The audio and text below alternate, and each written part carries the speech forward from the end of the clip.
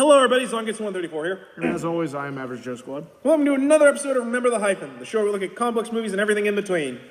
Another episode of Spider-Man here, gang. And we're doing something we haven't done in a little while. Doing a top 10. Well, we did a top 10 last year for Spider-Man, so I'm like, we might as well One do that another doesn't one. involve me and Doug killing each other. True. Like we were going to do this year, but it never happened. Yeah, well, We're going to have to try to do that next year. A lot of things haven't happened because of this year. But hopefully next year we can get some more stuff going. But anyway, so this year we're doing another top 10 because we did a top 10 last year for Spider-Man. So I think we should just have top 10s for Spider-Man anyways. It's just fucking sexy to do a top 10. That it is. That it is. And so,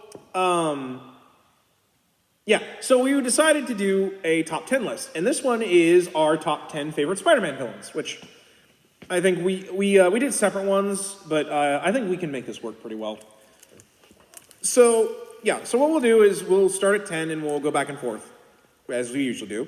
And we'll talk about our favorite villains, why they are, where they are, and overall just what our favorite ones are. And before we go start, I have an honorable mention I just want to throw out. Oh.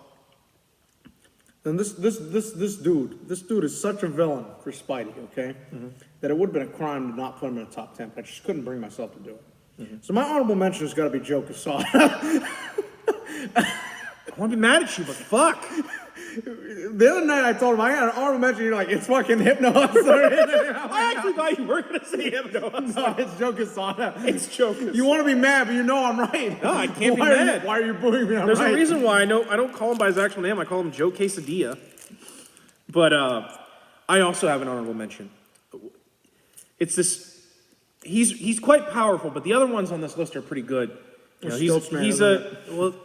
he's a mechanized marvel and a powerful warrior using his techno gadgets. Of course, he would have been number 1, but you know, I couldn't do it. My number 11 is the Big Wheel. You're full of fucking shit. Is what you're full of. I can't help I love the Big Wheel. All right, he's dumb. I love him because he's dumb. He's literally just I'm in a big fucking wheel with arms and legs. Just say I'm gonna change my number 1. My number 1's gonna be Belladonna now. Just fuck with you. Okay. So, you want to go first, or do you want me to go first? I'll go first. Okay, you can go first. Go. So, the way I did my list was I really just tried to think about villains for Spidey that are iconic. Mm-hmm. You know, not necessarily like the greatest or like got the most stories, which I'll go into with a couple of my picks. Mm. But just villains that, when I really think about Spider-Man, like what do I think is like the most iconic? What is the most, like what comes to mind? Mm-hmm. So, forgive me for chewing on my airhead. No worries. My number 10 is going to be Kraven. Okay. Now, I don't think Kraven is the best villain by far. You and I have made numerous jokes about that. You know, in my opinion, the best story he has is the one where he kills himself, basically. But I got to put him on number 10 for Kraven's Last Hunt, because I do think that it's probably one of the best Spider-Man stories. Fair enough. I can see why you put that there. He's not on my list, but like, I do get it. Like, my problem's with... Like, it's just, I'm thinking about, like, what are the most iconic, you know? And it's definitely, like, one of the most iconic and memorable Spider-Man stories ever written. To be honest, I put a lot of these guys on here just for, how much of a threat they are to Spider-Man, and just how much presence there is for them. I took that, like I said, I took a lot of things into account, and... just before we move on, I just wanted to show us, because Kraven is in this. Fair enough. Because I brought some stuff for one of our earlier videos. This is my original Sinister Six issue that I inherited from my uncle. So, seen a little bit better days, but probably still worth a little bit. Assuredly so. I mean, I wouldn't give it away for just sentimental and just the fact that I'm trying to get every issue of Amazing, so. Oh, man, I also forgot that Doc Ock wears a pink outfit in that. And he chain smokes like a fucking motherfucker. Yeah. I get your idea sentiment. The only reason I didn't put Kraven on is because, like, that's his only really good story for me. Like, because the concept around Kraven is just, we basically think of him like we do in the Ultimate Universe, where he shows up and he gets one punched. Well, that, like, the concept's really dated. It's just the greatest hunt or whatever that movie is, where the dude's like, Most Dangerous Game. Yeah, the Most Dangerous Game. He's literally just the dude from Most Dangerous Game. And like the other problem is like everything associated with Kraven's kind of lame, with the exception of like his stepbrother, the Chameleon. Like they've given him 2 sons that have both tried to be like the next Kraven the Hunter, And they've both failed. Yeah. Pretty fucking miserable. My favorite goes to the dark Grim Hunter, who literally only existed long enough for Kane to snap his neck. Alyosha wasn't too terrible, especially when later on he became more of a good guy. Or maybe it's Aloysia. I forget how you pronounce his name. I think it's Aloysia, but I always pronounce it Alyosha. But then, of course, to say nothing of his stupid ex-wife and daughter, who I have no... I just don't care for. Like, I was so happy when... Because... Okay. When I was reading The Gauntlet and Grim Hunt, I'm like, please do not tell me you're going to resurrect Kraven. And then they resurrected Kraven. I'm like... Because, like, he has nothing after Grim Hunt. Like, or after Last Hunt. Yeah. Like, Last Hunt made so much sense for that character. And then I would argue that Kraven's Last Hunt made him interesting again. Yeah, like, it really did. Like, it just kind of made him relevant. Yeah, because, like, there were a lot of stories where, like, they kind of hinted that, or, like his ghost haunted Spider-Man. It was interesting. And then they brought him back, and he's like, no, I want to die, but I can't now. Spider-Man has to kill me because of the way you brought me back to life by killing Kane. And then, of course, it ends with Kane getting killed, which, you know my feelings on Kane dying in stories.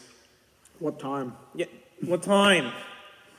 And then of course, Spencer finally just, when he got a hold of the Tetraraptor Sly, he's like, no, don't worry, guys. I'm a fix. I want to say he dies again in that story. I think he does. I don't have the issues on hand to look him up. Which I'm happy for, because, like, there's nothing to do with Kraven. Like, he's just there. But anyway, let's move on. I do agree with why you put him there. Although my 10 is probably going to be a little weird. My number 10 is actually the Spider Slayers. Oh, really? Yeah. I'm interested to hear your reasoning on that. Mostly because, like, I think it's a concept that we don't really see a lot of, like other than, like, maybe, like, Lex Luthor and his armors that he uses to try and kill Superman. I just like the concept that, like, you know, this scientist was hired by J. Jonah Jameson to make a robot to defeat Spider-Man. And he became so obsessed with the fact that Spider-Man beat his technology that both him and his son are obsessed with trying to create the ultimate anti-Spider-Man weapon.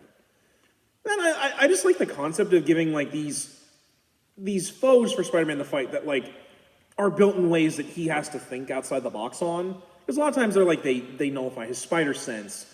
They can't be stopped by his webbing. They're stronger than him. You know, they're built to nullify his abilities. You know, I like villains like that with Spider-Man that give him, that they're more than just he fights with, like, his powers and that's it. Like, I like the villain Spider-Man has where he has to be a little bit creative. Yeah. Because I think his best stories are when, you know, Spider-Man's powerful, but, like, like, a lot of times I want to see Spider-Man use that big brain of his in tandem with his powers. And I think the Spider Slayers do that a lot. It might also be because I'm a big Spider-Man the Animated Series guy, and I love the Slayers in that. I actually just rewatched those episodes recently, too. I'm so disappointed I no longer have the big toy of those that they had, because those were so cool. If we ever run into that up in we're gonna have to rebuy that. No question, I'm buying them. My favorite was actually the tarantula that was the middle one. Because, like, but I mean, to be fair, they were so cool together because they did the whole thing where, like, they latch onto each other and become like a Megazord. It's fucking dumb because they're literally just, like, stacked on top of each other by size. Yeah. But I love them so much. And then, like, I like the Slayers. I can't really defend it. Might be because I'm like, they're cool toys, but, like, I think there's a lot of coolness to them. If you get my no, I think you got a pretty good explanation for that. So yeah, like, obviously they're very low because they have no character. Although, fun fact, J. Jonah Jameson actually owns the very first Spider Slayer. He used it to attack She-Hulk when she was dating his son. I'm sure that ended well. Oh, Sure that yeah, ended real fucking well. yeah. No, She-Hulk was like, Are you fucking real? bitch, I ain't Spider-Man, and she just smashes it to bits. I want to say it actually comes back again a couple times that he has that Slayer. But anyway, your number 9? My number 9 is going to be Electro. Okay. Again, I didn't think about him. it was hard for me not to include most of the Sinister Six because I think that out of all of Spider-Man's rogues galleries, with the exception of a couple, which I have listed on here, like to me, there's like some of those iconic villains in his catalog. You know, with Electro, like he's got such an iconic costume. Yeah, no. You know, like that gold and the green. And I know it a lot looks good. I know a lot of people think his costume's dumb, but like it's better than pretty much every other remake of that they do with him. I would say the PS4 one was pretty good. Yeah. Because they went for a little bit more of a like modern, an armored look. Yeah. They went more with the spectacular design with him because isn't his head like constantly like electrical? No, not really. Okay. Well, to be fair, I like the spectacular version of him because like they're like, well, no, it's the classic costume. It's just his head is just constantly pouring out electricity. But to be fair, I like the costume myself. Yeah. Because I know a lot of people are like, well, technically lightning is blue. I'm like, who fucking cares? But that's just me. It's a comic book. Yeah. I unfortunately Electro's not on my list. But keep continuing. I just wanted to kind of... Yeah, and just like I said, it's hard for me not to include the majority of the Sinister Six because, again, they're just iconic. But and for me, like, I remember as a kid, like, when the Raimi movies were coming out, I really wanted to see Electro. Yeah. And then Amazing happened. And then I did, and I was like, fuck this interpretation sucks. No, I'm like, you know what? I might be able to be willing to forgive a lot of problems with the MCU if they just do Electro and actually fucking fix the it. candles on my birthday cake. I'm mad at Spider-Man because he didn't come to my fucking birthday party. Well, now they're bringing him back, and it's going to be that he's mad Tony Stark didn't go to his birthday party. Yeah. God, Jared said he would personally murder somebody over that. I see why you chose Electro. My problems with Electro are... Well, that's why he's down. Yeah, no, because like his motivations are just, I want to steal stuff. Well, it's like I couldn't get him any lower because Craven. Craven doesn't deserve to go any higher. At least Electro has like some threat, to him, which is funny because the book I'm loaning you, The Death of Joan DeWolf, they put in the second Sin Eater story, and Electro's in that, and basically Electro shames the shit out of Spidey because Spidey like is afraid to fight him because he saw how much damage he did to the Sin Eater. He's like, I can't fight people if I'm going to actually end up... Which basically, in the story, he's like, I just got to nut up, basically. Like, but like, basically, he's just like, I got to put on my big point pants because no one else can stop Electro with me. Yeah. Except everybody else, every other superhero in the Marvel Universe. Except the rest of the fucking useless Avengers. I only say that because, like, in New York, if you cough, there's a superhero down the street. But, yeah, like, I get why you put Electro on, though. To be honest, I feel like if we were to do like a Flash top 10, pretty much almost all your top 10 would be the rogues. Like, like you would have Captain Cold, you'd have the Weather Wizard, you'd have obviously the Hypno Hustler is number one. Obviously. Yeah, I thought. Shit, I forgot to charge the batteries. But no, that is the best part of Rain is when he just gets fucking gunned down because it is so funny and it shouldn't be, but it's especially because Spider-Man's like, are you fucking for real? No, Spider-Man doesn't even know he's there. He's just like. Looks like they gunned down some old man. And I'm like, damn, fuck. But, okay. Do you have any more for Electro? No, go ahead and move on. But real quick, do you prefer him being the son of Red Skull or... I'm not going to talk about that. You understand me? Get out of my house. Okay. My number 9 is probably kind of along the same lines as you. My number 9 is the Scorpion. Okay. And it kind of is in the same line as the Spider Slayers because he was built to be an anti-Spider-Man weapon. Because he was really close to mine. Yeah. I think I wrote out a top 15 just in case I wanted to like wiggle some stuff around before. I think he was number 11 on my list. But like I like Scorpion because like he was like before Venom was like the evil Spider-Man attempt, and I think it works really well because Scorpions and spiders are kind of naturally enemies. Mm-hmm. And I like the concept just like, granted, I know he doesn't always have, like, the best-looking costume. His original costume's terrible, but... I like the one in the PS1 game. Yeah, that's probably my favorite. That or, like, the PS4 one's really good, too. The animated series one's kind of fine, but, like, I don't like the fact that, like, they mutate him to the point where he looks, like, all monsterish. Yeah. Yeah, I like more that, like, he's bonded to the suit, but, like, I like that he... It's a new millennium. Yeah. Cutting edge. There might be a way for us to get you out of that suit. But, like, I like Gargan because, like... Oh, do you like him as Venom? No, Does anybody remember him as Venom? I kind of did, because I was like, well, that's kind of neat. Especially because, like, he already has reasons to hate Spider-Man that aren't like Eddie's, where it's I fucked up. Although Venom is on my list. Dear God, I want you to kill Spider-Man. Yeah, like we'll get like the problem with Gargan as Venom is they didn't really write him very well. It's literally he's just no. I love being Venom.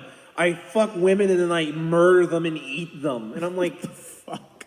You know, because like there's a Dark Avengers issue. There was some potential for that. And yeah, there was, and they just didn't do anything with it. But like I like Scorpion because like because some of my other villains on the list much higher are cracked mirror versions of Spider-Man. I think his best rogues are the ones that are kind of like the parallel. Yeah, with this it's what if Spider-Man lashed out at the world like Gargan does? And not only that, his ties to Jameson because Jameson is the reason he's stuck in that suit.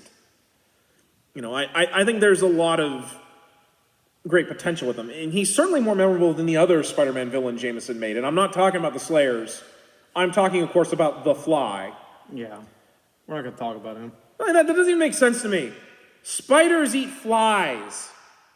He wasn't thinking on that one. I know, but like I said, I know probably some people will probably disagree with me with Scorpion, but like I like him as a character, and I think there's potential for him, especially since the MCU kind of hints they want to do Scorpion. But what are your thoughts on me picking the Scorpion? Like I said, I really agree with your reasoning, and for my own list, like I said, he was at number 11. He was really close to my top 10. I just couldn't really think of any iconic stories that he's in. No, and that's which fair. Was really like when I sat and made the list, I was like, okay, I immediately was like iconic stories, Mm-hmm. Which that you'll see when we get further into my list. It plays into a choice I have with a ranking, even though like I feel one is stronger than the other. Yeah, but so why don't we do your number 9? Or no, wait, we both did our number 9. So number 8. Number 8. My number 8 is a character who got his ass kicked back in 2018. Got his fucking ass beat in 3 different things. That's gonna be the Kingpin. I'm gonna reserve my feelings on the Kingpin because he's on my list. Is he? You'll be surprised probably where he is, but okay. You can say yours and I'll save mine for. Growing up on the animated series, he was really one of the villains I honestly thought about in that, like, because holy shit, he was the main villain, and then like the one time I saw the Daredevil movie, I saw he was in it, and I kept thinking they were gonna put him in the Raimi movies somewhere, and they never did. I know, like it was so like I just felt like they were gonna do that. Like I remember after seeing 2, I told my parents, I was like, I really want them to do Venom next movie, but I feel like they're gonna do like Kingpin because they already set it up with Daredevil. I think part of that, I think after Daredevil, sadly, Michael Clark Duncan passed away. Yeah, so they didn't want to recast. Who is also amazing as the Kingpin. I know a lot of people have problems because that Kingpin is black, but I'm like, fuck, he is amazing as Kingpin. He works. He was like, say what you will about the Daredevil movie, and there's a lot. I love the Daredevil movie, but there's a lot to discuss. But Michael Clark Duncan's Kingpin is amazing. And Spider-Verse's Kingpin is also amazing. He's just a brick shithouse. Oh, the Xbox One? Yeah, the Xbox One. The Daredevil TV show Kingpin, holy shit. He is scary. Yeah, I remember watching that show. I was like, holy fuck, man, this is good. When I was a boy. Like, no, like, we make jokes about that, but like... Arby's. We make jokes about that, but... No, he's fucking terrifying. Yeah, like... Show. Like it's no wonder Daredevil. I love him in the PS4 game too. Yeah, like PS4 game, the Gamerverse. So yeah, but yeah, no, I get why you put Kingpin. Hiding in the server room, cowardly, even for you. Says the guy that's deleting his search as we speak. Damn you. Of course, my favorite will always be in the Ultimate Universe when he confronts Kingpin. Oh, and he starts doing Yo Mama jokes. No, he does the "You're so fat" jokes. Yeah, Kingpin's like. Just standing there getting progressively more and more mad. Meanwhile, Peter's just like, oh, you didn't like that one? I got more. I have some more. You are so fat. If I were to cut into you with a knife, you would bleed out marshmallow fluff. I'll kill you. I remember reading that, I'm like, damn, man, that's cold. No, Peter gets it. He's like, that's cold. Oh, you think that just because you're fucking weak little guys beat me up, I got material, motherfucker. Get material. So, yeah, that's all I got to really say about it. It's just iconic, because I think of the animated series. I love that look for him, too. I bought the figure of him with that color scheme, because that's what I think of when I think of Kingpin. My number 8 is actually the Lizard. Okay, that's good. I like that one. Not because he was in my top 15 too. not because I think the Lizard is some amazing villain. Because You love the design of him in the Amazing movie, don't you? I love the Lizard because I actually really love the concept of I have to stop him, but I don't want to hurt him because one of my closest allies is trapped in him. Like, I love the fact that like Kurt Connors is actually one of Spider-Man's closest allies. At the same time, He's also one of his greatest villains. Like, there's a really great concept there, especially because like one of my favorite stories is he turns into the Lizard and Peter's like, I gotta save him. Human Torch shows up and is like, this monster's attacking, I just gotta fry it. And Peter's like, boy, please don't. Like, he actually has to fight the Human Torch while fighting the Lizard. Because he's like, I gotta get Lizard away so I can, administer the antidote. But, like, that's one of the reasons why I like that. Because, like for all the good Kurt does for Peter, he also does so much harm. And then Dan Slott fucked it up. Oh, is this the one where he eats his kid? Fucking Shed. Oh my god. Well, it's bad enough that like they. So add that to our another list of shit Dan Slott fucked up. Well, even before this, I don't know if it was Straczynski. It was some other writer wrote that Connors knows what happens when he's the Lizard. Or like he knows what's going on, but he's like viewing it in third person. No, like, he just doesn't care, and like he like murders someone. And that is so out of character for him, though. Yeah, which thankfully even Dan Slott recognized that and like ignored it. Fucking amazing. Dan Slott actually knows the material. Like, I actually didn't even really mind when he wrote that, like, basically his wife and his son had basically had enough of the whole turning into a monster bullshit and left him, which was sad, but I was like, it makes sense. It makes sense. They wouldn't want to keep putting up with that and like having it uproot their lives. Yeah. But then he ruins it because he's mad at his lab assistant, who he clearly has feelings for, slept with, like, this guy who wants to use Kurt's research to make, like, lizard super soldiers, which... I don't want to cure cancer. I want to turn people into lizards. It's not Sauron, unfortunately, but this dude is like, I want to use your research to make lizard soldiers. I'm like... Bruh. Have you seen what fucking happens when he turns into a lizard? It don't work. It's like fucking Wailing Utani with aliens. So then... Fucking... I forget exactly what happens. Like, fucking Kraven's ex-wife uses her fucking bullshit magic powers to basically make the Lizard stronger and more powerful than he ever was before. He gains this stupid super ability that he creates emits this psychic energy that, like, you know how, like, technically part of our brains are the same as lizards? Mm-hmm. Like, the weaker part, the, like, I took science. Like, the baser parts of our, like, the animal part of us that's, like, we have to fight, the fight or flight, the need to, like, reproduce. Mm-hmm. It admits that it makes people, like, act like an animal. In Spider-Man's case, it makes him like, oh my god, I'm a spider, I gotta run away, lizards are my enemy, I gotta run away. I'm like, that makes no fucking sense. Mm-hmm. And then he eats Billy, which I'm like,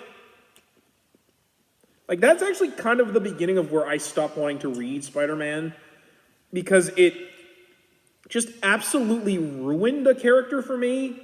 To say nothing of the fact that there were people that the Lizard kidnaps because they want to stay like they are like that, including the woman who he kind of is sleeping with, despite the fact that it has some really icky connotations to it.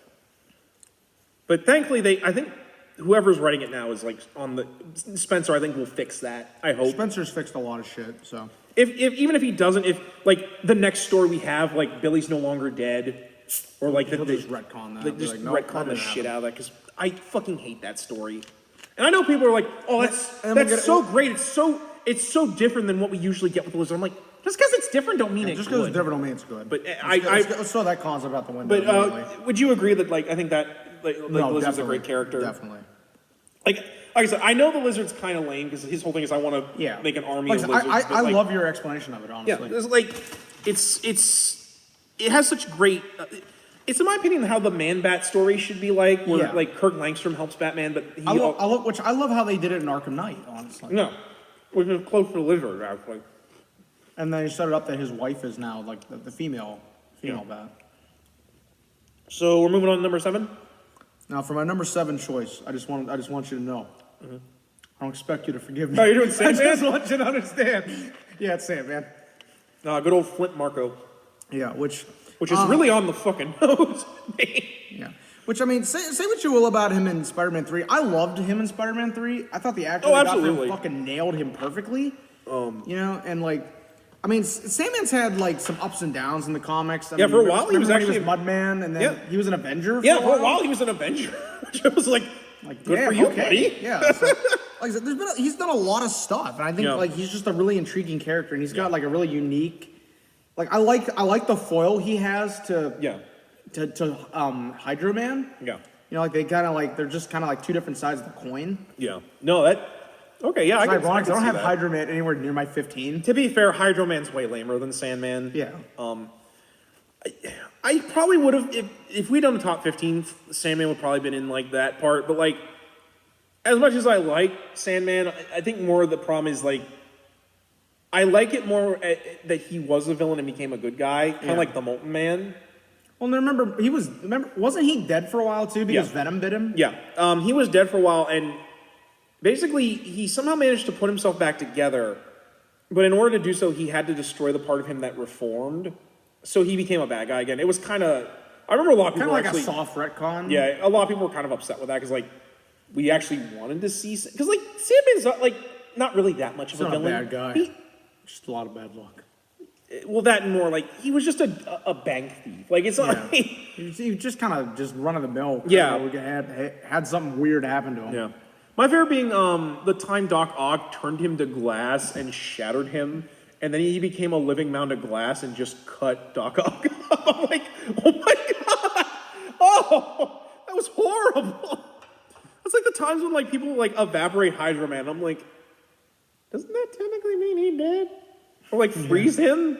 Yeah. Like, I mean, granted. Like I said, Mudman. Oh my god, Mudman was actually kind of fucking terrifying. And then like they had to they dried up and broke apart, and it took them like months to re-separate. I'm like, oh. But, oof. Yeah. To be fair, I actually going back to the Gauntlet. There was actually a pretty decent Sandman story for that. Surprisingly, it was actually really good. There's a story called Kayla's Castle. Basically, Sandman, we find out he has a daughter, like the Rain. Like in the movie. Yeah. Only she's not dying of cancer or what a generic kid is dying. I think it was leukemia or something. I think was what it was. I can't remember. In the films, I don't think they even mention it in the movie. It just mentions she's sick. She has the symptoms of I'm dying because my father's a villainitis. Basically. Because he has to be a tragic villain. But in this, basically, his wife, because like Flint's a loser and doesn't pay child, so he kidnaps the kid and takes her like a random island off the coast of New York and basically makes her a kingdom. Like he basically uses his sand powers to make like a castle for her. He makes like sand clones of himself to always watch her and take care of her. And he's just stealing stuff because he wants to provide. He actually wants to like have a life with her. Yeah, of course. There's obviously problems with it because like you're a supervillain and B you kind of just kidnap a child. Yeah, like I feel for you, Flint, but that ain't the right way to go about it. And it's actually a really good story because even Spider-Man's like, I feel actually really bad having to capture you, Flint. And it's actually really sweet because a lot of it's narrated by the little girl. She talks about how like my daddy's really nice. He made this castle for me, and he treats me like a princess. And it ends really sad because she's like, basically this mean Spider-Man came and took my daddy away, and I'm like, oh, yeah, like I hate the Gauntlet, and a lot of Dan Slott's writing of it, and like Grim Hunt. That was a surprisingly really good story. I was like, why couldn't you do more of this? Because it's. So I actually agree with you. Okay. No, I get your like with Sandman. Like I said, if I had more to go with him, I feel like I should have probably put him somewhere, but yeah. Like I said, if we had more time to do maybe a top 15 or maybe even a top 20, this would have probably not only would that have been a 2-hour video, it would have been a lot better for us to have. We would have had, I think, a little bit more variety. Number 7 for me is Mysterio. Okay. I'm gonna save my thoughts because he is on my list. basically, I like Mysterio because, like, I like that he's someone that can mess with Spider-Man's spider sense, and, like, there's an issue with him. Like, I really love just how much they mess with you with, like, his abilities to create illusions. Which they nailed perfectly in Far From Home. Yeah, I actually liked it to the point where his suit isn't real in that. Like, he's blowing so much smoke and mirror shit. Even his costume isn't real. Like, I actually thought that was really brilliant way to use Mysterio. Like, even his supervillain persona is bullshit. Like, I just like Mysterio because, like, he works really well for Spider-Man. Like, I love his design. Like, yes, it's really showy and goofy, but, like, he makes it work. You know, and I love that, like, you never really know with Mysterio how the story's going to play out. Or even, like, when he dies. I also really loved the story with him in Daredevil Guardian Devil, where he literally was like, well, I'm dying of cancer and I can't beat Spider-Man. I heard he's a clone. So I'm just gonna pick some random C-list out of the superhero phone book. Daredevil, yeah, I could fucking beat Daredevil. So I'm gonna fuck with him. How'd you even get this money? Oh, Kingpin offered to pay me. I told him I knew who Daredevil was. You pay me a couple mil, I'll fuck with Daredevil. And Kingpin just pulled out a suitcase of money. Take my money. Yep. Take my money. That night, I just love that at the end where Daredevil's like, you fucking suck. You didn't beat me. You just fucking, like... You mind fucked me. You mind fucked me, but whoop-de-fucking do. Kingpin can do that. He doesn't even need to pay money to do it. So fuck you. I'm gonna take the baby and leave. I'll kill you. No, you fucking won't. You're Mysterio. Well, shit. There goes my climax. I guess I'll have to take one from Kraven the Hunter. Oh, he just killed No, him. he literally says, my finale is I'm taking a page from Kraven the Hunter's book, and then blows his fucking head off. Well, I say head. Now he's alive again, but he's still dying, so it's like... Well, no, my favorite part is that, like, I'm reading this, I'm like, yeah, he's dead. It's not like he's done this, like, 3 or 4 times with this fucking face. I wish Spider-Man in that story was like, no, Matt, don't feel too bad. He does this a lot. What the fuck do you mean a lot? This is like the 5th time he's dead, man.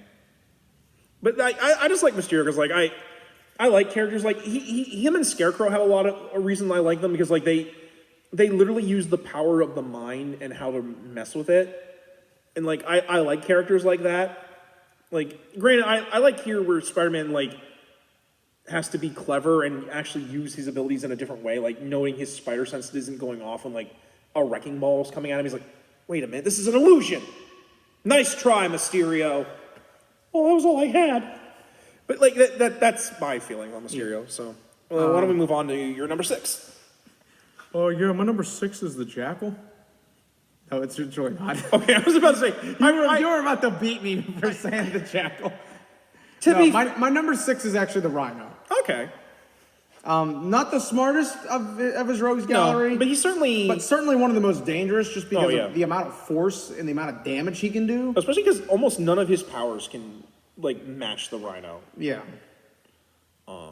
No, I get that. And I don't think there's really been a bad interpretation of the Rhino and stuff. I mean, the Amazing One maybe, but I don't really even count that because he's barely in the movie. Yeah, that's not really fair. So I mean, but like Rhino in like the animated series and then the PS4 game especially, like some of them stealth missions against the Rhino in PS4, shit had me on the edge of my seat. I Like, actually really love. I actually really love his ultimate design, where it's more of like a robot mech suit. Yeah. Just because, like, it looks really cool.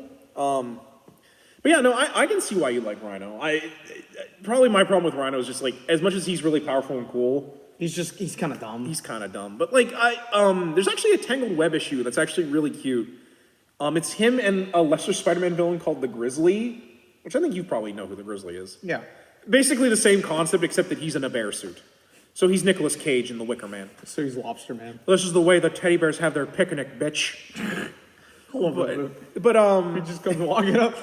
But it was a really cute story because, like, Rhino's like, I kind of want to not be a villain and I kind of want to, like, get married and have a life, which actually led into the fact that Rhino, the first Rhino, actually gets married. Throw it in another Spider-Girl reference because I can tie this in. Oh, really? Okay. didn't know that. Spider-Man Family. Remember the title that was coming out at the same time, right around the time before Spider-Girl got canceled? Yeah. There was an issue where May was sick, like baby May was sick. So MJ, Aunt May, and probably Aunt Anna. No, it's not Anna. It's May. I'm pretty sure. Oh, really? But I thought May would be. Actually, no, it's Anna. My bad. Yeah, I was about to say. It has been so. I don't own this. I've only seen it online. But anyway, so he shows up. Like so it's MJ, Anna, and Peter. They all take May to the hospital, right? And Rhino's there, like not in his costume at all, and like. Oh, so he's just a big. So he and Peter are like bonding over stuff. Like they don't. It's kind of implied like they know who each other are. Then, like. But they're just like kind of just like talking and stuff, Yeah. and it's like really human. Like it's a really cool little story. Well, then, like. I'll have to see if I can find especially because like no one uses the whole he was a former Russian spy thing anymore. Yeah. Like because Rhino has a good quote in it.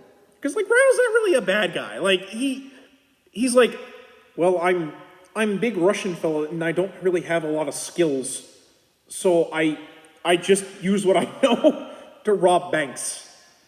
Which, no offense, you would have hated what they did to Rhino in the Gauntlet. I probably would have. The Gauntlet shit with Rhino is just fucking bad. Oddly enough, Electro's Gauntlet story's not half bad. He's dying of cancer, and he has to constantly keep, like, sucking electricity from places to keep himself alive. And it actually ends with him, like, getting a mad-on for wanting to kill Spider-Man before he dies, which leads to him destroying the Daily Bugle. Which, I didn't care for that part, but I did like the fact that, like... Okay, here it is. I found it. He is taking... I think it's his mother is at the hospital with him. Okay. Yeah, I would assume that's his mother, seeing as how she's... Yeah. Oh my god, that's how he looked originally before he got the Rhino suit. That is legitimately just how he looked. Yeah. Here it is. No, not a Best Buy ad. Get out of here. So this is from the Marvel fandom database. So thank God for Marvel Wiki. Because I didn't want to have to dig through Tumblr. Because I have shared this on my Tumblr blog. Yeah, but it would be... I did not want to try to dig through my tags. No, it's fair. Rhino shared a similar history to Earth 616 counterpart until after Peter Parker started a family with Mary Jane. Through means unknown, he was able to surgically remove his costume and met up with Peter when he had to take his Aunt Yelena to the doctor. While the two had their differences, they found that they had a lot in common. And to be fair, like... It's a very cute story. Well, and to be fair, like... I like later on when Rhino wasn't really... He's more just hired muscle, and there are times where, like, Spider-Man will be like, Alexi, like, I gotta try and, like, save somebody. And Rhino's just like, it is all right, Spider-Man, go. But yeah, so fair advice, do not read the Rhino portion of the Gauntlet if you don't have to. I know you will eventually for that show. I'll have to get to it eventually when I actually do start that fucking series. That and what it leads into with Clone Conspiracy is some of the worst bullshit ever. But yeah, here it is. I found a couple of it. So basically, he walks in and Peter's like, "Oh shit, you got to be kidding me," because he's not Spider-Man at this point. He's like, you got to be kidding me. Yeah. And basically, they go up to the counter like, my aunt Yolila needs a doctor. Take a seat and fill out these forms. I also need to see some proof of medical insurance and a photo ID. If this lady's not even looking at him. Yeah, and so... I'm like, American medical insurance. Well, I love that because, like, he takes he's just like... My aunt needs doctor now! There's a long line ahead of you, sir. I'll call you when it's your turn. Take a seat and fill out the forms. And this is also told from Mary Jane's point of view. Okay. And she's like, I can feel the tension rising in Peter. He knows Oleski is about to lose it, but this is the wrong setting for a fight between Spider-Man and the Rhino. And so it's Aunt Anna, and there's Baby May. Yeah. Because I was about to say, I would assume this takes place in the MC2 universe. It does. This would have been after Aunt May died in Amazing 400, and they don't do the whole, oh no, she was a genetic actor hired by the Green Goblin. Yeah, but so if anybody is interested in reading that story, it is Amazing Spider-Man Family issue number 3. Well, like, Rhino's one of those guys, I'm like, you don't really need to let him be like a big evil muhaha. Like, literally, he's just a dude that robs banks or is hired muscle for, like, the mob. You don't really need to make him actually evil. But, speaking of... very cute issue. Speaking of, a complete 180 from your character, my number 6 is Carnage. I'm going to save my thoughts because Carnage is also on my list. I figured you knew that one was going to be on there because I love Carnage. Venom is on my list. He is much higher because... while I like Carnage, I love his design. I love just So I have a Carnage pin for my vest at work, which I need to get another backer for. like I love that he's just this monster that Spider-Man has to deal with. He's just fucking insane. Yeah, he's just an insane He's literally psychopath. Venom, but just more of a psychopath. He would be higher on my list if he wasn't such a fucking ripoff of the Joker. Okay, fair. I Like, see your point. that is my I'll raise only- you that. I definitely understand. That is the only problem I have with Carnage. Because otherwise, I love Carnage. Like, design and just... The voice from the PS1 voice from game the- was fucking perfect for him. Yeah, like, he's just a great character, like, villain. He like... And not only that, I love that how much he's an antithesis to Venom's design. Where Venom is all like muscle and bulk and Carnage is kind of like more like a streamline, yeah, you know? and he's all sharp. Well, it also helped as a kid. Yeah. He was red. Red's my favorite color. Well, then like he's all like, not only is he like slender, he's almost like a monster Spider-Man, but like he's got like even more. I'd argue creepy he's teeth scarier and, like, looking Yeah, than no, Venom. he's definitely scary. Like I argue than he's Venom. fucking terrifying. Actually, do you have the Maximum Carnage? Not on me. Okay, it might be in the car. Yeah, but, and my copy was at home. So. But like Carnage is just like great otherwise. Like my problems with the Joker thing, admittedly, is not really that big of a deal. But like Carnage is just a really good character. That's all I really have to say. Like I like him, and I think he works really well as like a villain for Spider-Man. But so why don't we move on to number 5? Yeah, sure. My number 5 is Mysterio. All right, fair. Sorry, got tongue tied there. We can skip over a lot of what I'm gonna say because we've already kind of really covered it with Mysterio. All I'm gonna add is just that, like, Far From Home really nailed just like the danger he presents is just with the illusions, not only to just Spider-Man but also just everybody. I would have loved a Spider-Girl issue where May went up against a version of him because I think it would have been really cool, and I think there would have been a lot that could have got thrown out in that. So, but yeah. But really cool is I also love the costume. I mean, we make jokes about it, but that is an iconic costume. Yeah. No, it works. What's funny is in Ultimate Spider-Man, there's a Mysterio that I think actually the Ultimate Mysterio is like a psychopath and like actually like tortures Peter. Yeah.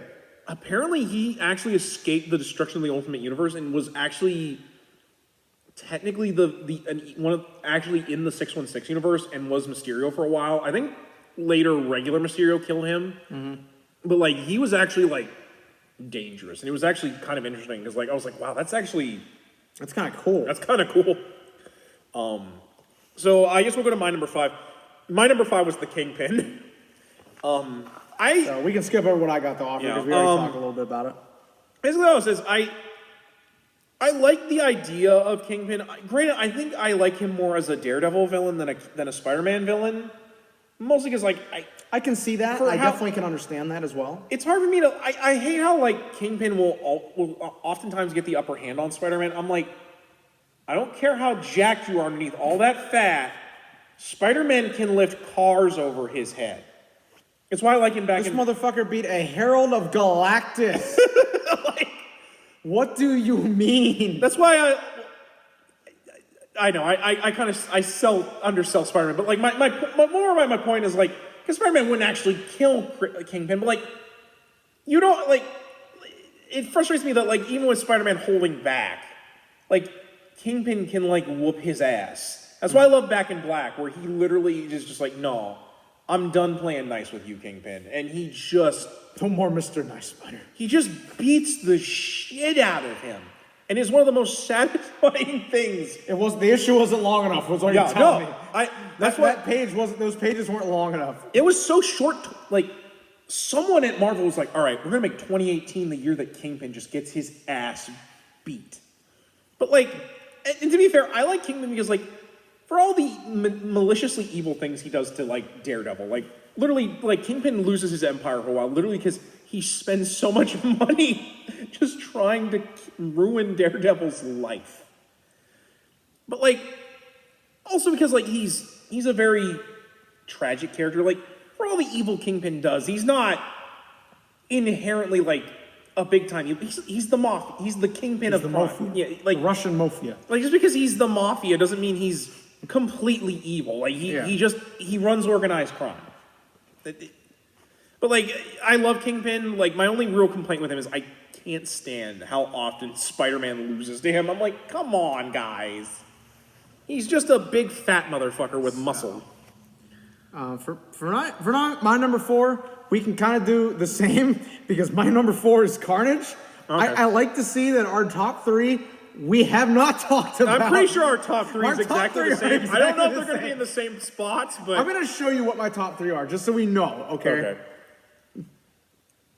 Yeah, no, that's my top 3. That's my else. We're just gonna go full breed. Oh, that's fucking hilarious. All I'm gonna offer on Carnage. I love the color. Red's my favorite color. I love how just absolutely insane he is. And just how much. I actually would argue he's more dangerous than Venom, which is gonna. I'm gonna discuss why I rank him beneath Venom. In a minute, but like.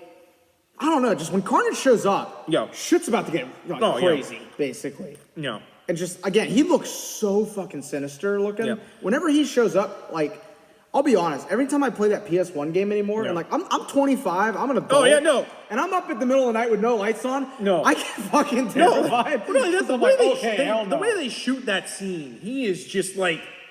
Or just like, even like, reading panels with him, because I can hear that voice, scares the shit out of me. The SNES game gives him a creepy fucking laugh that... I'm like... It's like, no, thank you. No, thank you. I want to deal with you. So, anyway, moving on to number 3. Well, actually, my number 4 is different than yours. Oh, is your number 4 different than mine? Well, yeah, remember, because Carnage was... My number 4 is the Hobgoblin. Oh, okay. I didn't even have in my top 15, so this will be specifically the Roderick Kingsley Hobgoblin. Because every other version of the Hobgoblin sucks. You don't like the Ned Leeds? As I say, I thought you were going to bring up the fucking Phil Urich Hobgoblin, and you know how much I fucking hate Phil Urich Hobgoblin. You like the demo goblin, don't you? No, I know. The only one worse than him is the fucking Mackendale Hobgoblin. That one's better. But anyway, I love the Hobgoblin because, in my opinion, if he had been done well, he actually probably could have been bigger than Norman. If Norman A hadn't come back, and B, Roger Stern was allowed to finish it. Because, in my opinion, Hobgoblin is what Norman would be if Norman wasn't so fucking obsessed with Peter, killing Spider-Man.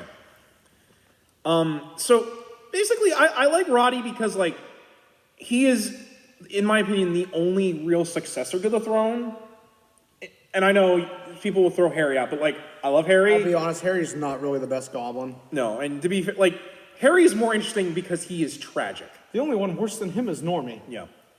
I also loved how much Spider-Man had a mat-on for him, and he didn't even have the same secret as Norman. He simply had a mat-on for Hobgoblin because at this point, Norman had created such, like, mystique and rage around the idea of a goblin that Spider-Man's like, I gotta stop. This shit ain't happening again. No. Like, not again. I also love that, like, Kingsley had this berserk button, like, where people would be like, you're getting about as crazy as the Green Goblin. I am not crazy! Green Goblin Norman Osborn was crazy! I am not crazy! Like, no. You're in a 10 right now. I need you to a 5. Sorry, I'm waiting for us to get noise complaints over us doing this. What, from the renters across the road? Trust me, I know. But still, damn, A+ for effort. Sorry, when I act, I have to go in. That was like, great. But you get what I mean. Like he's just like, and not only that, he is as cunning and as lethal as Norman. But like he's not, like I said, he doesn't have the madness and ruining his own plans because I gotta kill you. Like Kingsley actually is like, no, I want to like, and not only that, some money. I want to make some money, and not only that, he sees the powers as like a toy. Like to him, it's just another way for him to just do evil shit. And that's why I love Kingsley's Hobgoblin, because he's just awesome. It probably also doesn't help that like one of the first episodes of the animated series I remember watching as a kid was the first episode where they brought the Hobgoblin in. And my God, that first episode with that Hobgoblin. Perfection. Perfection. Like, Mark Hamill as the Hobgoblin was amazing. Yes, it was just his Joker voice from Batman the Animated Series. But still. No, I love the Hobgoblin, and I just fucking hate how little Marvel does with the character and just keeps ruining him. Like... Oh, so it's me with Norman in like the last 10 years. Because, like, they replaced him with terrible replacements. Be it Jason McIndale and his fucking cyborg demon ass. Demon-looking ass. Or fucking Phil Urich, who I'm like, why did you even make him a villain? It was such an interesting concept for him being the heroic...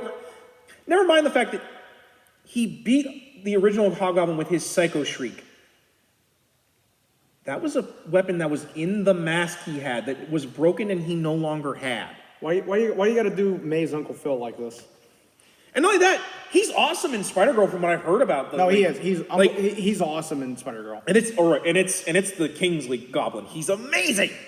But then the Hobgoblin shows up in Spider-Girl. And again, Yeah. the only thing that takes him down in that Yeah. is fucking April. Yeah. And it's literally because the whole time, like, first off, May was gonna kill him at one point with a symbiote. yeah, no. And then that didn't happen because Peter was like, okay, wait a minute, you're going too hot on this. Okay, we gotta chill out. Then the symbiote like saves both of them. So then like fucking Kingsley is just sitting like, okay, all right, I'm still and all of a sudden, bam, the symbiote, like April just kills him, and she's like, the situation had too much talking when all it required was more killing. Yeah. I'm like, I love how they do that. Like, it's like April just fucking offs him. And I ain't even mad, because you know what? I'm like... That's a good way to end it. That's a good way to end it. Like, April kills him. Like superpowered spider character killed. Like, I'm fine with that. But, like, if I were ever to write a Spider-Man story... Write a fanfic. If I were ever to be, like, as an official Marvel writer. My first storyline is going to be me bringing the Hobgoblin back to what he should be. Which is some A fucking class material. I might even have it that he just thoroughly just defeats Norman because he's like, Norman, that's always been your problem. You are so focused on eliminating the one thorn in your side that you can't even see the big picture here. And I want to say, Norman, it'd be sad to kill you, but let's be honest, I should have done this a long time ago. Like, honestly, I'd actually read that. No, because, like, and I'm a huge Norman fan, so... I mean, obviously, I wouldn't have Norman beat him, because, like, I would probably play it that, like... Well, Norman's dead. Well, no, I've seen this before. I probably played that, like, Spider-Man would have to sadly stop him, but then, like, we'd have, like, a round 2 where it actually is less decided, where Norman actually shows, like, why he's such a great villain, but... Yeah. Like, because I love the Hobgoblin, and it's so frustrating that no one does anything. And not only that, his color scheme is better than Norman's. I'm just going to flat out say it. I'll disagree with you on that, orange but and blue, I will say it's a good color scheme. And to be fair, I prefer the comic version, not the orange and blue. I prefer the orange and black color for him, because, like, yeah, I know it makes him look kind of Halloween-y, but, like, it makes him look more like a scary demon than I think Norman does. Yeah. But and the tan color for the mask with the red eyes. Well, that, and, like, there's a lot of times where, like, they try to make the Green Goblin look scary, but he literally just looks like Jim Carrey in the mask. I'm so scary, Spider-Man! Anyway, let's move on to our shared number 3, which is Venom. And to be fair, like... Cue the Eminem music. What? Do we really need to even really explain why Venom is cool? Yeah, to explain why, again, and I don't think I really need to explain, but I'll go ahead and do it anyway, why I rank Venom above Carnage, even though I think Carnage is more dangerous. Mm-hmm. It's because of just the effect Venom has had on Peter's life. Yeah, so much. It's the reason that he doesn't really wear the black costume anymore, because MJ doesn't like it, because what's the first thing Venom did when he showed up? Hi, honey, I'm home. He scared the shit out of MJ. So there's that. There's the fact that he doesn't set off Peter's spider sense, which is something new. Yeah, that was such a revolutionary thing at the time. Now there's so many villains that don't trigger his spider sense, but and I think this is gonna be the biggest thing. Let's talk about how fucking iconic that costume is. Like, not only was it iconic for Spider-Man, it was iconic for Venom. Then they took Venom and added it, and it's like, I'm talking like the original McFarlane version of it. Well, that is classic. To be fair, he's technically Ed Brubaker was the original. Because we're not getting into specifics, you know what I'm talking about. Yeah, like that storyline when he comes back. And to be fair, I I know a lot of people don't like the big overstretched jaw and like the green, but like I'm like, no, that I actually love that for Venom because like he's literally so. Yeah, I like the way they did it originally. I don't like how anymore they just fucking go way over. No, that like they changed the way he looks for stupid ways. Like I remember there was one time he had like instead of like white eyes, they're literally like slits, and he has little tiny eyes that you can see in the slits. And I'm like, what are you doing? That looks horrible. Or like they'll mess with the spider. I'm like, no, just leave Venom as is. You had him right the first time. You don't need to change him. Like if they were allowed to do the symbol, the Sony version would have been fucking perfect. Oh no. Because like as much as like I rag on that movie, he looks right. Well, that and Tom Hardy was perfect for Venom. Like he spends the whole movie looking like shit. Honestly. Yeah. Well, then like I love the voice they give that Venom.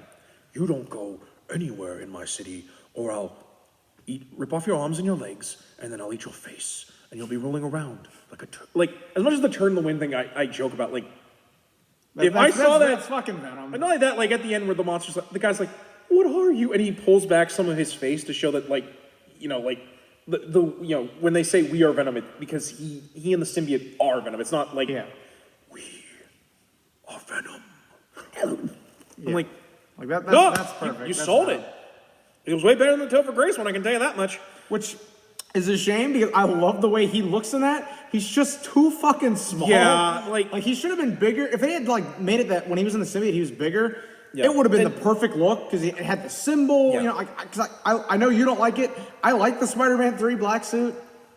I understand why you don't. I just don't like that it's just the Raimi costume suit. But black, like completely black. And to be fair, I like the way he looks in 3. No, honestly. Yeah.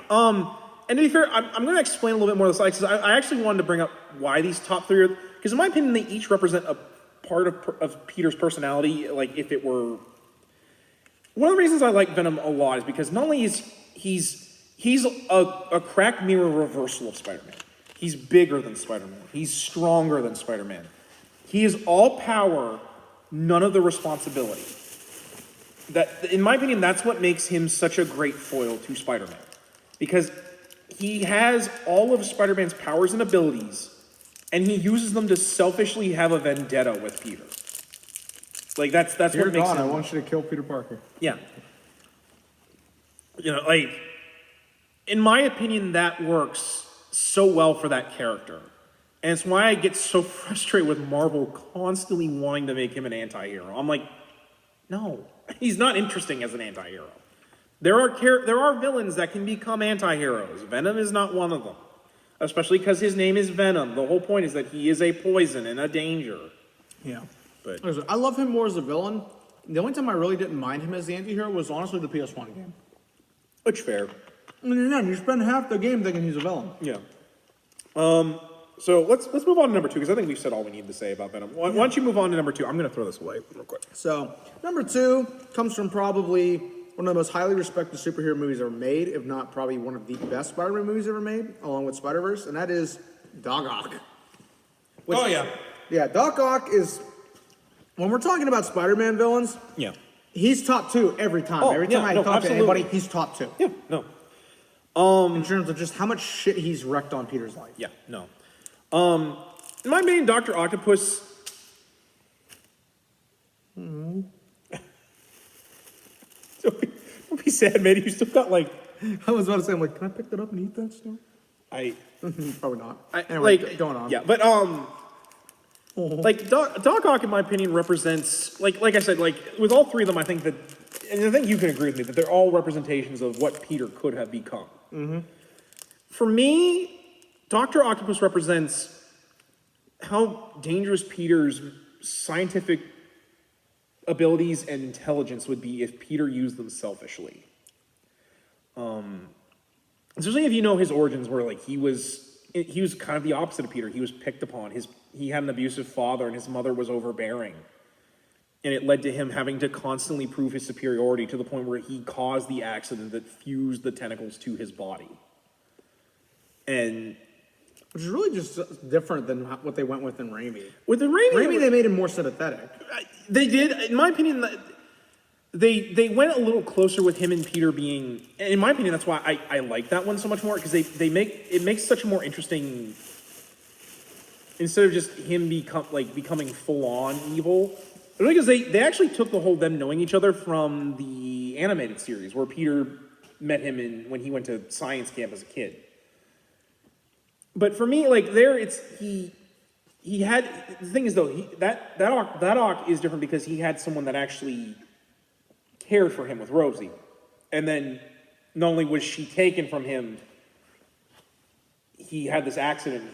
Instead of in there it's the tentacles are kind of messing with his brain. But in my opinion, I think I think it's more that they're unlocking the kind of high nature he thinks of himself, and and it makes him have to prove that he is superior. Forgive the pun. I don't like Superior Spider-Man, the way it's done.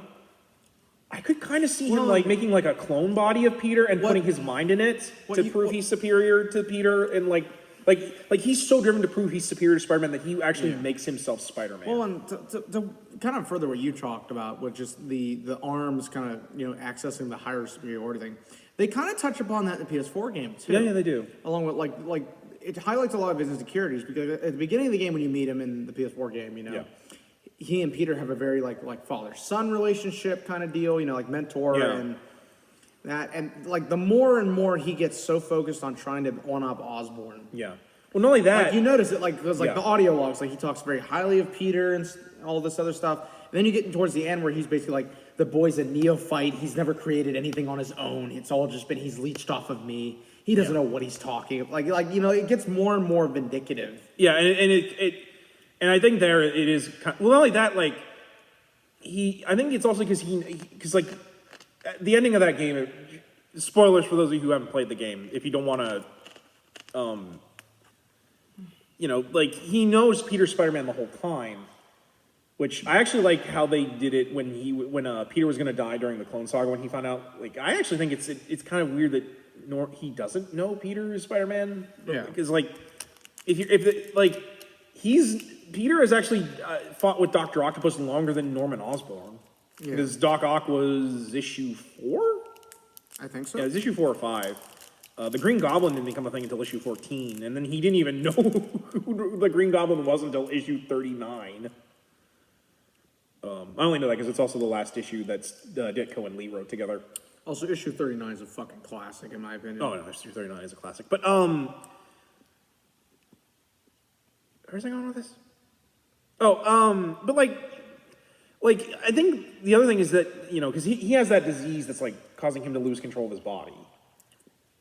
And then you have Peter, who is Spider-Man, who is also physically at his prime. And I think partially the neophyte thing, he never created anything on his own. He's not just saying that because of the fact that he works with Osborn. It's because, no, you've never actually created anything without your spider powers. Your spider powers are what inspire you to make your web fluid and all this tech you use to fight crime. Spider-Man made that. You didn't, Peter.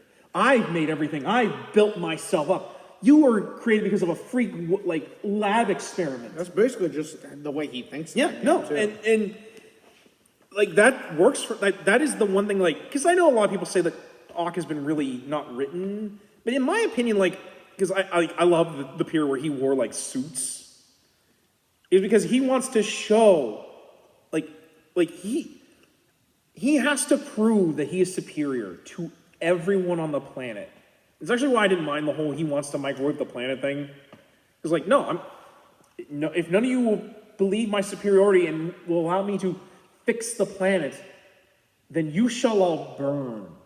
Because I will prove my superiority by killing all of you. It's actually why I think it was kind of clever for Spider-Man Noir to make him a Nazi scientist, or really hammer home the whole he has to prove he's superior thing. Mm-hmm. I would like Superior Spider-Man more if it wasn't he stole Spider-Man's body in the way he does, or they actually focused on no, you misuse your gifts, Spider-Man. I'm going to show you how to really use your. One part of it I don't fucking know. Well, no, I know what. Trust me, it's the part I don't like either. That's why I'm not bringing it up. But if it had focused more and then like eventually him realizing why Peter is superior, because I don't really buy the ending of that where he's like, no, Peter, you are the superior. But I'm like, except you kind of like Dan Slott did not really write that that event. Like in my opinion, it doesn't make sense the way he eventually relinquishes his Peter's body back. But like all in all, that's why I like him so much, because he is literally, if Peter had wanted to prove so much about why he's superior to like Flash and the people that ridiculed him. Yeah. Which I think is why he's such a great villain. And so we've come to number 1, and let's be honest, You've known all along. it's Norman Osborn, the Green Goblin, because who else? Me, your greatest creation. And like, offering what you've always wanted. Yeah. Power beyond your wildest dreams. And it's only the beginning. But, and in my opinion, this is where my analogy of these villains are like crack mirror versions of Norman is Peter if he like was successful and also just had no sense of responsibility at all. Even more so in Venom in certain Well, and ways. then also dealing with just the obsession. Just the obsession. It's like, What else do I have to take from you? I've taken your life, your being, your unborn daughter. Your what do I have? girlfriend. What do I have to do to make you not get up?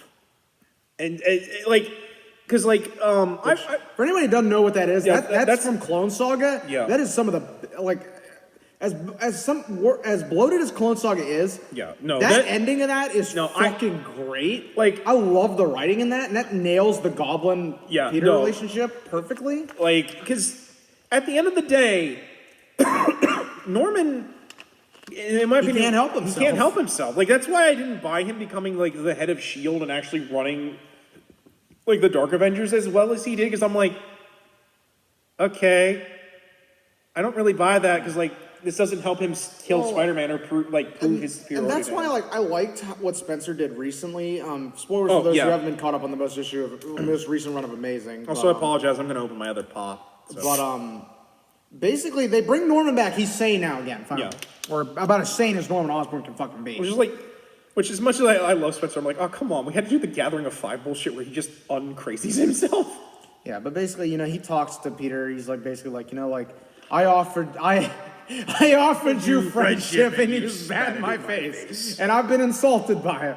But to further it, you saved my life, therefore putting me in your debt. And since you which really makes me pissed me fucking off. mad. And he then saves Peter's life. He's like, consider this debt paid. And then they go out and Peter's like, Norman, help me out. Oh, you gotta be kidding me. I said it's a debt paid. Now, and the best part about it is so in character, like that just nailed me that was the one I knew Spencer can write any character, because if you can nail the Goblin perfectly, you're good. Yeah. And he basically, he's sitting there, he's going to try to drown Peter. And he's basically like, it isn't the most flashiest thing I've ever done, but you know what? Shows one in the water. Yeah. I'll just have to learn to live with it. I'm like, yep, that's Norman. Not only that, That's Norman. especially because, there have been so many other ways. Their relationship is so Twisted and interesting. And there's so many just different facets to it. The fact that, because everyone always talks about, the Raimi film, tried to make it like he wanted Peter to be, the son he never had. I'm like, yeah. They do that in the comics. Yeah. There's an entire storyline where where literally he has him kidnapped and just mind fucks Yeah, it him. literally is just him doing, a variant on the temptation of Christ in the desert, basically. You've lost so much. Your aunt, your uncle, your unborn daughter. Take this and take all of it back. It's just like that. Yeah. Well, no, you've lost your wife, you've lost Gwen because of me. And Peter, there was a moment where Peter was going to take the serum that was going to basically make him... He thought about it. He actually thought about it. But then he thought about Mary Jane and he throws the formula out. He's like, no, I'm not going to do that. Especially because, in my opinion, one of the most tragic things about the relationship is that if Norman wasn't as messed up as he was, he could have actually been a very important father figure to Peter. It's one of the things I love about the first Raimi film, because they show that. They show that, the fact that you got to be looking for a job, right? Dad, maybe you can make. I'll make I couldn't. I'll make a couple calls. It's not a big deal. And I love that when like you think Norman's gonna be mad that Peter doesn't You want want to himself make it under your own steam. I can respect that. because that's how Norman did it. And like I was like, 'Cause Norman basically came from nothing. yeah, and I love that. Like Norman isn't even mad. He's actually impressed that Peter's like wanting to make it on his own. Like, but like because like there's so much interesting dynamic with the two. Because and only like there's the fact that like both of them like as much as Norman people like act like Norman's abused like in his own sick twisted way he did love Harry. And so when Harry dies trying to kill Peter, he wants to kill Peter for that. And like the fact that like Harry, like Peter, he almost killed Peter one time, and he showed Harry who was dying of an overdose. He's like, "Look at your son, he needs you." And Norman, as the Goblin, flew away because like even he's like, "My God, what have I done?" Yeah. But like, just that whole dynamic, I think, is what when you look at like what happens in Clone Saga. Yeah. That's what just makes it more interesting because you think about it, and because of, like you mentioned, like the sick way Norman, like loved Harry. Yeah. He basically views it as like, Peter, you took my son from me. Yeah. So I'll take your daughter from you, and now we're even. Yeah, and then and it's like it just shows like they're stuck in like a cycle that they're never gonna get out of until one of them's dead. Which in MC2, that's exactly what happens is that he's dead, but then he comes back into a weird fucking timeline shit. It's not just, in my opinion, because like something that even seals it more. It's not just a fight between Spider-Man and the Goblin. It's a fight between Peter Parker and Norman Osborn, Which they even bring up in Clone Saga. He takes the mask off. He's like, "This isn't between the Goblin and Spider-Man. It's between you and me." Like their battle is so personal and filled with so much history and baggage. It's really great. It's like Superman and Lex Luthor, Batman and the Joker. You got Spider-Man and the Green Goblin. That's the most iconic. It's one of the most iconic pairings I think in comic history. There's a Spider-Man story because I know you've ordered it, but that I want you and I to do. Oh, is that one I bought? Yeah, Death in the Family. It's actually not that one either. It's not. It's not that one. I bet I'm still looking for it. I know what you're talking about, but it's not the one I bought. The one I bought is different. We'll kind of end on this note, but like because it's one of the reasons why I think Spider-Man can always beat Norman as much as I. It's a story called Death in the Family by J.M. DeMatteis. And yes, I know it's the same as the Batman story, A Death in the Family. But basically, Norman has... This is actually after the Norman wanted to make Peter his son thing. He failed there. He had just recently come back to life, and he's trying to put his company back together.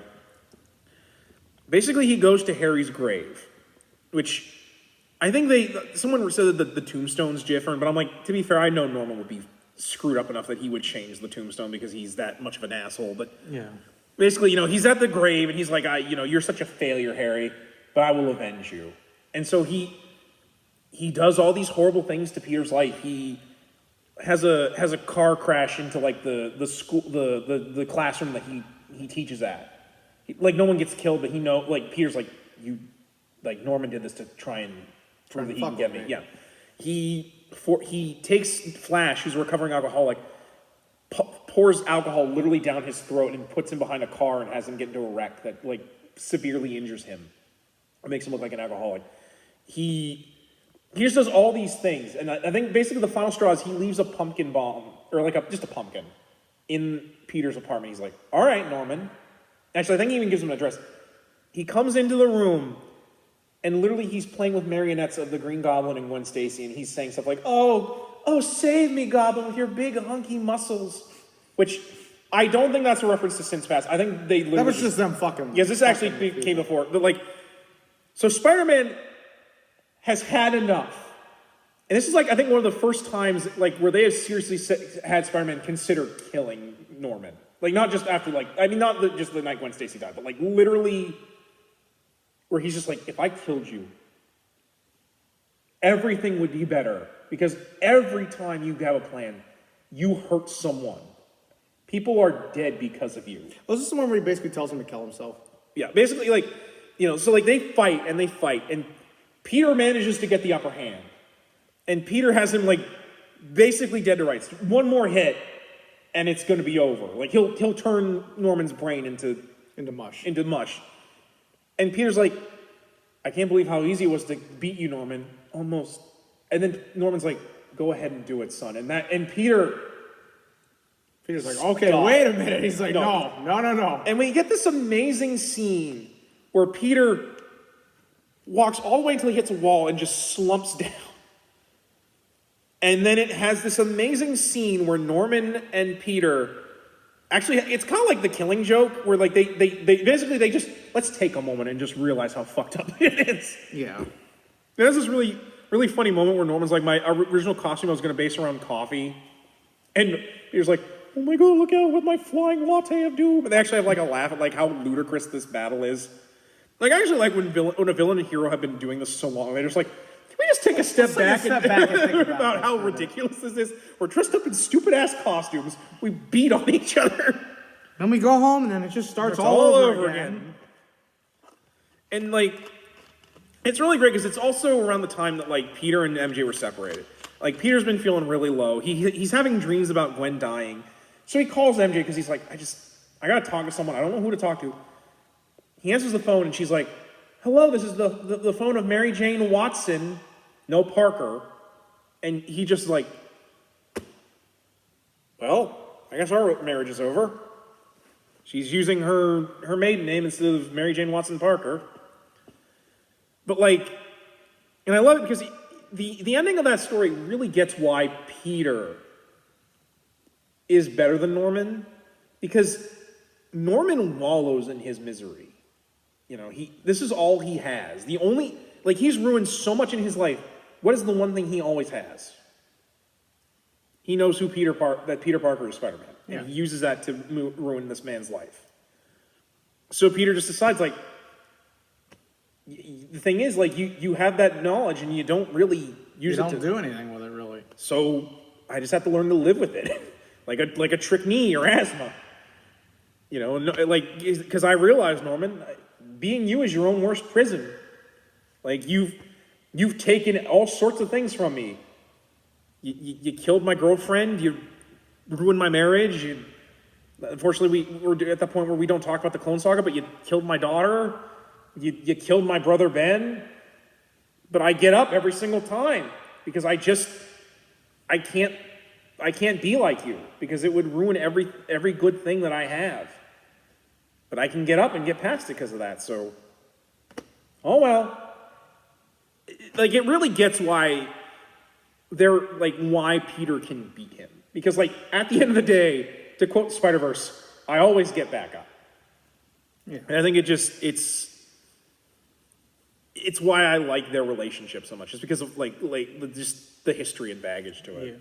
I think that's a pretty good note for us to wrap this up because we've gone on for an hour and almost 12 minutes now. Hour 17 minutes. Yeah. Long episode. Probably the longest we've had in a while. To be fair, these top 10s are always like that. We got a lot to go into. I think we had a really good discussion. So. Yeah, I think we might put the other top 10 we had on for a back burner. We might do some shorter stuff. If that's all right with you after we film this. Yeah, it's all good. But anyway, guys, that's our top 10 list. Let us know in the comments if you agree or disagree with our lists. If you want us to do the entire Raimi movie word for word, just us. Oh my god, we really could. But anyway, guys, that's gonna wrap it up for this episode of Spider-Miss. Come back for more. But until then, guys, I'm Zongetsu134, and I'm Average Joe Squad. And as always, we ask you to remember the hyphen and take care. Flip.